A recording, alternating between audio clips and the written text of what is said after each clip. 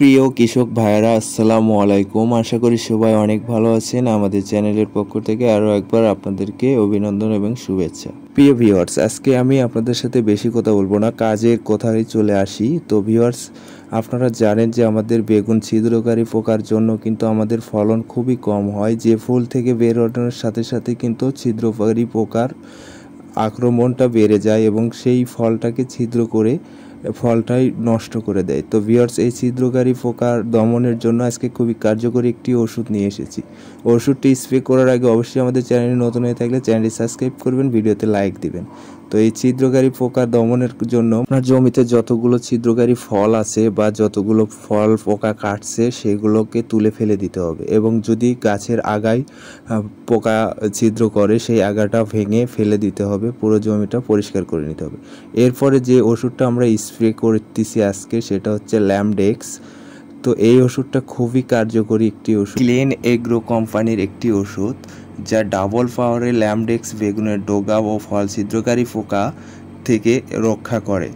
এই ওষুধটি আপনারা প্রতি 1 লিটার পানিতে 1 মিলি করে দিয়ে দিবেন এবং প্রতি 5 দিন পর পরে আপনাদের জমিতে স্প্রে করবেন। 100% রেজাল্ট আসবে। একটি ফল বা একটি আগা ও ডগা কোনো রকম পোকা ছিদ্র করতে পারবে না এবং দেখতে পারবেন যে আপনাদের ফলগুলো খুবই সুন্দর হবে এবং খুবই সুন্দর দেখা যাবে। একটি ফলও যখন আপনার জমিতে পোকা ছিদ্র করতে পারবে না বা আগা ডগা কোনো রকম কাটতে পারবে না, নষ্ট করতে পারবে না, তাহলে আপনার জমিতে ফলন 100% বেশি হবে। তাই ভিউয়ার্স, এই ওষুধটি আমরা প্রতি 5 দিন পর পর আমরা এই ওষুধটিকে স্প্রে করব। 1 লিটার পানিতে আপনারা 1 মিলি হারে দিয়ে দিবেন।